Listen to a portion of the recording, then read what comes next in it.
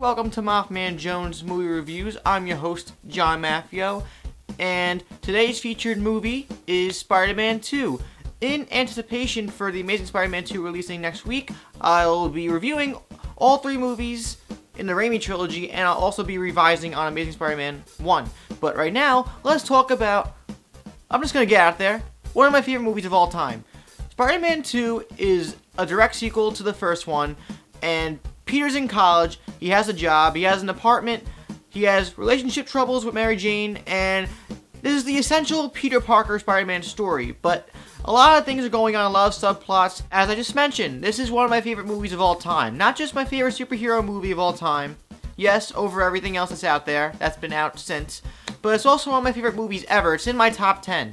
Because it's a movie that gets Peter Parker and Spider-Man down to the last web. It balances all the elements that a movie should have perfectly. It's got the story, it's got the humor, it's got the drama, the action, the suspense. It's got everything. And it's a 2.5-hour movie, a little bit under that, I think. But it all balances out so well. I've watched it countless times, and every time I watch it, I still get that magical feeling I first felt when I watched it in 2004 as a 10-year-old self. One of the main essentials to Peter Parker's life is responsibility, and this movie really weighs down on you about how much of a burden his life has become, because he's Spider-Man, but he's also living in an apartment, and he has financial issues with that. He has struggling jobs, which he keeps getting fired from. He's got Mary Jane, who is getting married to JJJ's son, who's an astronaut, who should have been the symbiote story, but that'll be a thing that I'll talk about in Spider-Man 3. His Aunt May is being forced to foreclosure. His best friend Harry now hates him and is suspicious of him being Spider-Man because his father died in the last movie.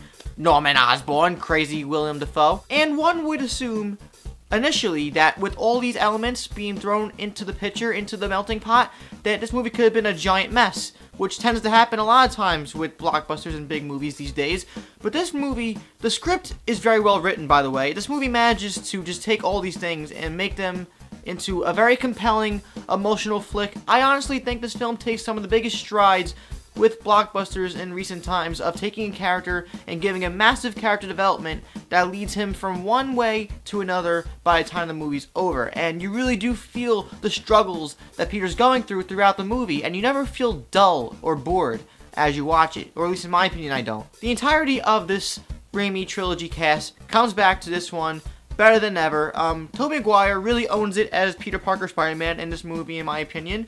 Mary Jane has an expanded role in this movie, and you really do see her develop as a character too, even though she becomes a damsel in distress again. James Franco as Harry Osborn, again, one of my favorite characters and actors in that part of the Spider-Man franchise. He's great, and he brings it as Harry Osborn. I think he's more sinister in this movie, and I love that he is. That he delves into this really deep, dark hole after what happened in the first movie. It also ends this film with one of the best cliffhangers for a subplot in a movie I've ever seen.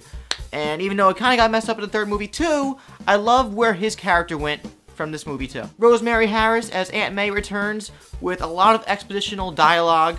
And you can't, I mean, she serves a purpose in these movies, and she does a great job doing what she has to do. It could have come off incredibly forced from another actress, but she really does a good job. Aunt May, I've been struggling. I've been constipated on the toilet. What should I do, Aunt May? Well, sometimes, Peter, when we sit on the toilet, we aren't sitting on a toilet. We're sitting on a foundation of white, sterile systems that really show us how important life is. And you can be the best person you could possibly be. What?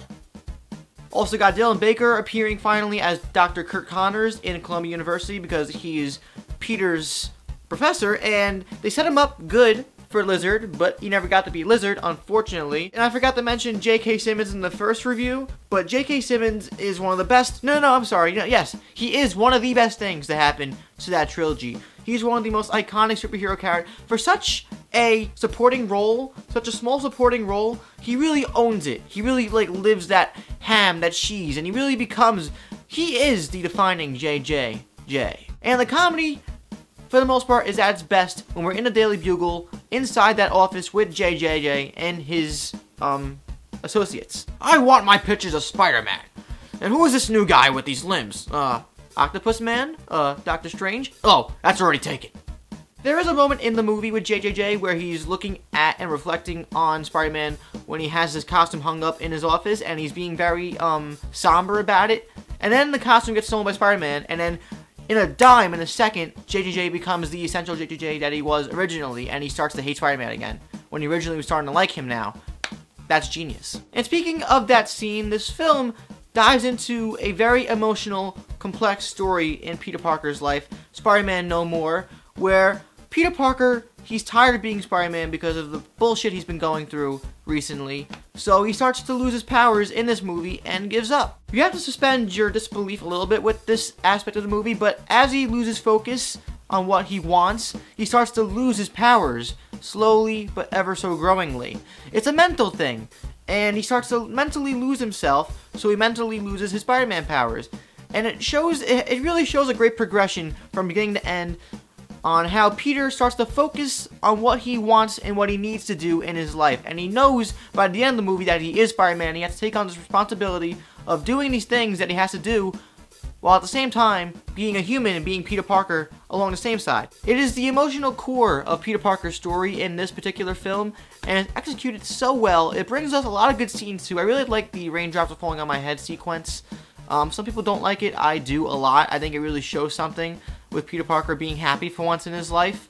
I just really like too how the movie is just a downward spiral until the climax when Dr. Octopus kidnaps MJ and he becomes Spider-Man again. Then we get that great, incredible train sequence, which is one of the best action sequences I've ever seen in a movie. It's just so well done, and it's so perfectly paced, along with the movie being perfectly paced, in my opinion. But that train sequence, man, from beginning to end, is an exhilarating rush that ends with your breath like, Now we gotta get into Octavius, Doc Ock. They really, really nailed Doc Ock, both physically and imposingly in this film, because he is an idol to Peter Parker in this movie. They changed his backstory from the comics to make him this idol that Peter was inspired by.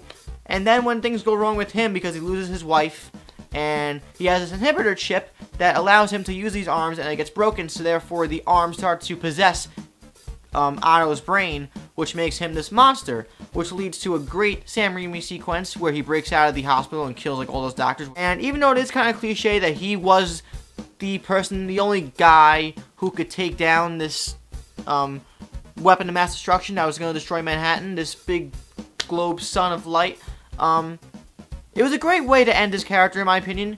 I'm not gonna die a monster. Essentially, Otto Octavius was Dr. Jekyll, and these arms of his mechanical arms, were Mr. Hyde. I love when movies brilliantly dive into the psyche of characters, and the split psyches of Otto Octavius in this movie were very conflictingly compelling and emotional to watch. Concerning the orchestrated score with Danny Elfman, again, who really, really brings the emotion and the exhilarating thrills for Spider-Man with the second movie. Apparently he quit halfway through the process. He had conflicting opinions with Sam Raimi somewhere in the middle of the mix, so he just left. There's a particular scene towards the end where after Otto dies and Peter brings MJ to safety, he lets her go because he gives her the whole speech, I'm Spider-Man, I can't let you be with me because you could die and you could be harmed. He lets her go to John, who is going to be her future husband, and there's the part where they're both staring at each other from far off distances. That musical piece that's playing in the background in that particular scene, I adore.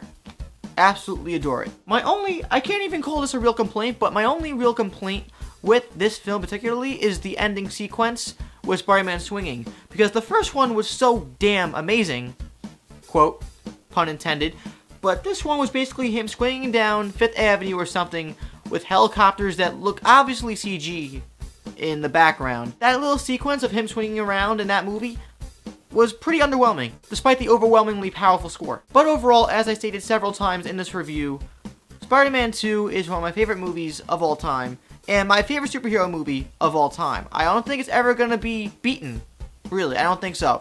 It's the perfect story for Peter Parker. It's executed so well, it incredibly balances everything that should be in a movie, and it really showcases the burdens that he must carry, the struggles that he takes on, and the responsibility that he must embrace by the end and you really feel the character journey and the character growth between Peter Parker, Harry, MJ, Otto, and all the other characters. It's one of the only superhero movies out there that's not only a superhero movie, and it transcends the genre because it just emotionally compels and moves you, and it also teaches you a thing or two. Spider-Man 2 is a 5 out of 5 stars. It is absolutely Maff-adocious. However, to turn the tables to you guys, what do you think of Spider-Man 2? Is it your favorite of the trilogy like it is mine? What do you think about it in the comments down below? Let me know. Please like this video and subscribe to MaffmanJones so you'll never miss a review from me again if you liked what I had to say. Also check out Facebook, Twitter, and We Live Film in the info box. I am John Maffio, aka MaffmanJones. Next video coming up is my review of Spider-Man 3. See you guys next time.